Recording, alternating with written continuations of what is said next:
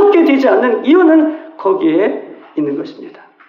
여러분, 옛 길을 계속하면서 거기에 찬양을 하고요, 거기에 기도를 하고요, 거기에 예배를 한다라도 옛 길을 바꾸어시키기 전까지는 그것이 아무 소용이 없는 것이에요.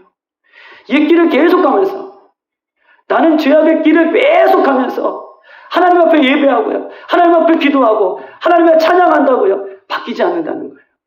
길을 바꾸셔야 우리 인생이 새로워지는 것입니다. 그러므로 바꿔야 할 가장 중요한 습관이 있어요. 이것만 얘기하고 마칠게요. 그러면 옛 길을 바꾸라 그러는데, 목사님 어떤 길을 어떻게 바꿔야 되겠습니까? 라고 얘기할 때에 옛 길을 바꾸는 것, 이것만 바꾸면 우리 인생이 새로워질 수 있어요. 어떤 것입니까? 옛 길을 바꾸는 것, 이것은요, 예수님을 대하는 나의 태도를 바꾸셔야 돼요. 이것이 옛 길이에요. 예수님을 향한 나의 태도를 바꾸셔야 돼요. 예수님을 향한 나의 태도를 바꾸셔야 됩니다. 왜요? 나의 인생을 바꾸고 나의 인생을 새롭게 하고 나의 인생을 주관하시는 분이 누구세요? 예수님이세요. 여러분, 길을 바꾸셔야지 새로운 결과를 얻을 수 있어요. 옛 습관을 버리셔야지 새로운 은혜를 우리에게 주실 수 있어요. 그러면 옛 습관, 옛 길이 뭐예요? 예수님을 향한 나의 태도를 바꾸셔야 돼요. 왜요? 예수님이 우리 인생의 길이세요. 예수님이 우리 인생의 주인이세요. 예수님만이 우리 인생을 새롭게 하시는 분이시기 때문에 예수님을 향한 나의 태도를 바꿔야, 그때서야 우리 인생이 새롭게 되는 것입니다. 하나님은요, 저와 여러분의 머리털을 아시는 분이세요. 이런 머리털을 매일 세시는 되신 분이 누가 있으세요? 하나님은요, 우리 눈 깜빡하는 순간까지도 다 알고 계시는 분이에요. 더 나아가 하나님은요, 저와 여러분의 중심을 보시는 분이 우리 하나님이십니다. 그러므로 예수님에 대한 나의 태도가 중요해요. 우리가 예배를 통해 하나님 앞에 나아갑니다. 우리가 예배를 통해 예수님을 만납니다. 그러므로 예배를 통해 예수님을 만나는 나의 자세를 바꿀 때에 그의 인생이 새로워지는 거예요.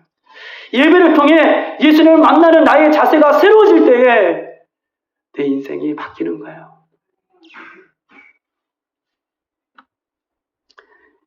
주일을 위해 일주일을 준비했던 사람과 주일에 예수님을 만나기 위해 토요일 저녁부터 준비한 사람과 주일 아침에 일찍 와서 주님을 만나기 위해 준비했던 그 마음 중심을 우리 하나님은 알고 계시고 그 사람들의 마음을 새롭게 하시는 거예요.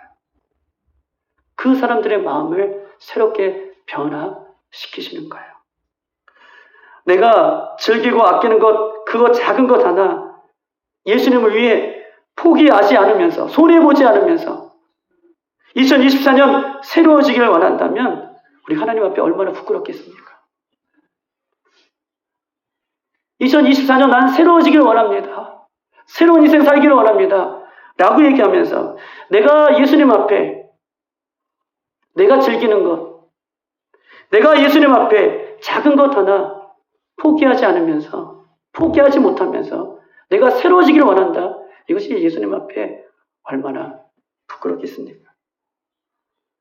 올해 내가 새롭게 되길 바라고 예배를 통해 예수님을 만나기를 원한다면 이런 간절한 예수님에 대한 이런 새 마음, 예수님을 향한 이 마음, 예수님을 만나는 이 새로운 마음, 이것이 바뀔 때에 예수님 그 마음을 받아주시는 거예요.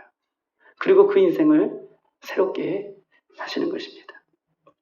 중요한 것은 지금 내가 가는 길이 아무런 문제가 없고요. 중요한 것은 내가 가는 길이 아무런 염려가 없고요.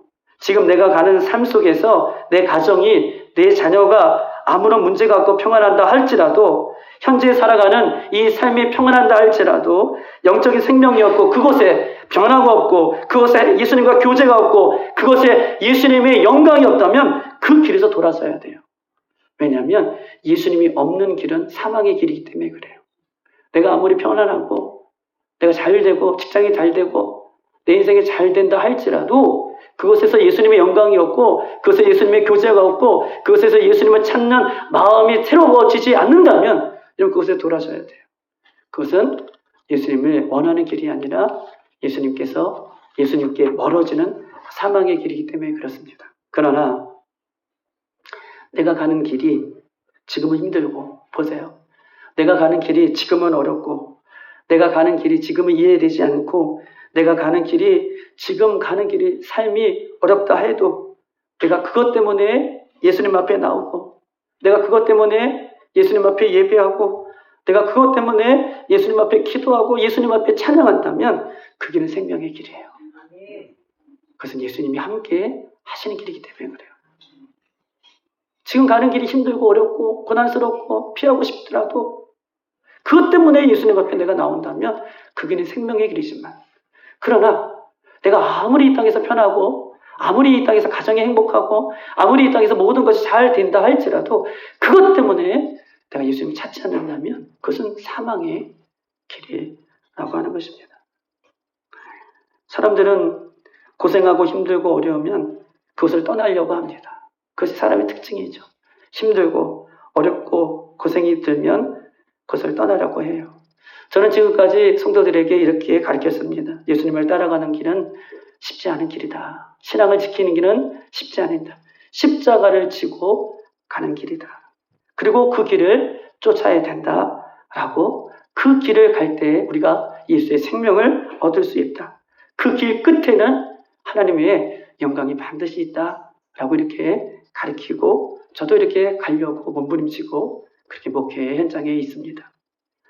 그런데 많은 사람들은 무슨 기도를 했는지 어떤 하나님을 만나고 있는지 어떤 응답을 받고 있는지는 잘 모르겠지만 힘들고 눈물 나고 어려운 곳에서 십자가를 지고 예수님이 따라가셨던 그 순종의 길을 따라가는 것이 아니라 자신들이 원하는 응답을 얻기 위해 여러 가지 기회를 찾다가 하나님께서 여러 가지 수많은 응답을 주셨음에도 불구하고 그것은 어떻게 해요? 뒤로 제껴두고 힘들고 어렵고 괴로우니 여기서 십자가를 지고 여기서 주님의 길을 걸어가는 것이 아니라 하나님께서 길 끝에서 수많은 응답을 주셨음에도 불구하고 그 응답의 소리는 귀를 닫고 자기가 맞는 상황이 펼쳐지면 이것이 하나님의 응답이라 생각하고 그 길을 떠나는 사람들이 얼마나 많은지 몰라요. 왜 하나님은 그 길에서 십자가를 지고 그 길에서 하나님의 이름을 부여잡고 그곳에서 예배하고 그곳에서 하나님의 나라를 바라보며 이렇게 헌신하고 하라고 하는 응답은 없는지 모르겠어요. 다들 힘들고 어렵고 다들 고난스럽고 그것을 떠나가는 사람들 보면 다 응답받았다고 얘기해요. 어떤 응답입니까? 자기가 원하는 응답이 하나님의 응답이다 라고 이야기하며 떠나가는 사람들이 참 많이 있습니다.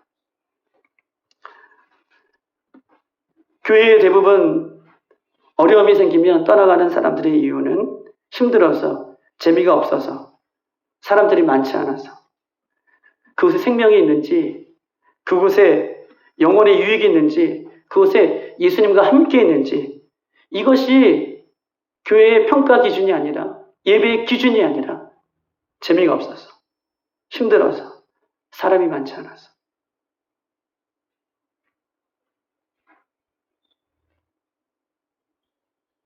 사랑하는 여러분, 천국은 다수가 가는 길이 아니에요. 천국은 소수의 길이라고 우리에게 이야기하고 있습니다. 다수가 가는 길은 옳고 그름, 진리를 따지지 않아요. 왜냐하면 그냥 다수가 가기 때문에 그 길을 갑니다. 많은 사람들이 가기 때문에 이것이 시대 정신이라고 생각하기 때문에 힘들고 어려우면 그 길을 버리고 따라가죠. 그러나 예수님을 향한 분명한 신앙관이 없으면 다수가 가는 길에 우리도 끌려갈 수가 있는 것입니다. 남들이 하는 것을 따라할 수 있는, 남들이 할 수 있는 것을 따라하지 않을 수 있는 능력이 없으면 우리는요, 다 따라가는 거예요. 그런데 남들이 하는 것을 따라 하지 않을 수 있는 능력은요, 오직 하나님의 말씀을 붙드는 사람만이 그 길에 서지 않는 거예요. 노아 시대 보십시다. 롯의 시대 봐요. 세상 사람들은요, 다수가, 많은 사람들이 먹고 즐기고 시집가고 제약이 간영한 시대에 모든 사람들이 이것이 시대정신이라고 얘기해요. 다 그 길을 갔어요. 그런데 누가요? 노아만. 근데 노아는 어떤 사람이에요? 하나님의 말씀을 붙든 사람이에요. 이 시대를 이길 수 있는 것, 새로운 인생을 새롭게 시작할 수 있는 사람은 어떤 사람이에요? 하나님의 말씀을 붙드는 사람. 그래서 그 길, 죄악의 습관의 길, 그곳에서 떠나는 사람, 그 사람만이 새로운 인생을 시세 속에서 살아낼 수 있음을 성경은 우리에게 말씀하고 있는 것입니다. 갈라디아 5장 16절. 내가 이르노니 너희는 성령을 따라 행하라. 아멘. 그리하면 육체의 욕심을 이루지 아니하리라. 성령을 따라 행하래요. 말씀을 따라 행하래요. 예수님 말씀대로 행하래요. 순종하래요. 그러면 육체의 욕심을 따르는 죄악에서 이길 수 있음을 우리에게 약속하고 있는 것입니다. 사랑하는 성도 여러분, 주님의 일 힘들고 바쁘고 어려워서 그만두는 분들이 가끔 있습니다. 예전에는 저도 성가대원들 대부분 교사들 이런 분들이 대부분 바쁘고 힘들고 어렵다고 해서 그 역할들을 그만두시는 분이 참 많았어요. 힘들기 때문에 그만두고 바쁘기 때문에 내려놓는 사람들의 삶을 보세요. 그러면 힘들기 때문에 그만두고 어렵기 때문에 그만두면 그만뒀으니 더 예배하고 더 헌신하고 더 기도합니까? 여러분 한번 생각해 보세요. 저 그런 사람 못 봤어요. 힘들어서 어렵다고 해서 내려놨어요. 그러면 내려놓았으면 이제 자유로웠으니 더 예배하고 더 기도하고 더 주님 앞에 나오는 사람 저는 못 봤어요. 오히려 힘들고 어려운 시간을 내려놓으니 그 시간대에 힘들더라도 어렵더라도 하나님 앞에 예배하고 하나님 앞에 기도하고 하나님 말씀을 붙들었지만 힘들고 어려운 시간을 내려놓으니 그 시간대에 오히려 죄를 씻는 시간이 하나님과 멀어지는 시간이 되더라라고 하는 것입니다. 사랑하는 여러분, 여러분 지난 한 해 어떤 길을 저와 여러분이 걸으셨습니까? 올해는 다 올해가 끝날 때에 우리 설을 맞이해서 새로운 다이어리에 계획과 비전만 다짐만 남겨두고 아무것도 기록되어지지 않는 그런 모습이 아니라 내 인생에 내가 중심이 되었던 것들을 내려놓고 편리주의를, 실용주의를 이런 것들을 과감하게 내려놓고 올해 예수님으로 인하여 여러분 새로운 인생 살아가는 우리들이 되기를 정말 간절히 원합니다. 복 있는 새로운 인생을 살기를 원하면 악인들의 꾀를 따르지 않는 거예요. 복 있는 새로운 인생을 살기를 원하면 죄인들의 길에 서지 않는 것입니다. 그럼 하나님께서 여러분의 인생의 길을 새롭게 인도하실 거예요. 이 이야기를 듣고 말씀대로 순종하는 사람은 올 한해 이런 은혜가 여러분 삶 가운데 그대로 이루어질 줄 믿습니다. 이 시간 다 같이 한번 기도하도록 하겠습니다.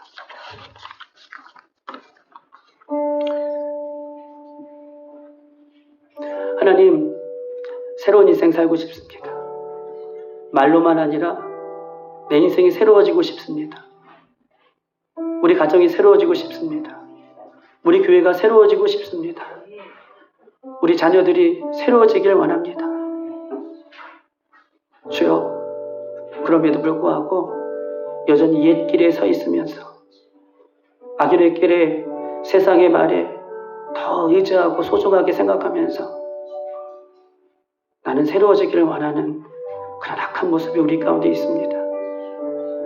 주님, 저희들을 용서하시고 불쌍히 여겨주셔서 악인의 길을 멀리하고 하나님, 죄인들의 길에 서지 아니하고 이제 주님만을 의지하고 주님만을 사랑하기를 원하오니 이 한 해에 우리 인생을 받아주시고 이 한 해 우리 교회를 받아주시고 이 한 해 우리의 가정들을 받아주셔서 하나님 시편 1편에 있는 말씀처럼 하나님 정말 하나님께서 원하시는 열매 맺는 신앙, 복된 신앙, 악인의 모임에 들지 아니하고 의인의 모임에 들어가는 그런 축복된 하나님 한 해가 되어줄 수 있도록 인도해달라고. 하나님, 내가 버려야 할 길은 무엇입니까? 내가 끊어야 할 꾀는 무엇입니까?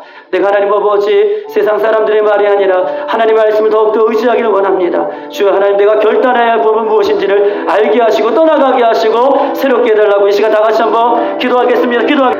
살아계신 하나님 감사합니다.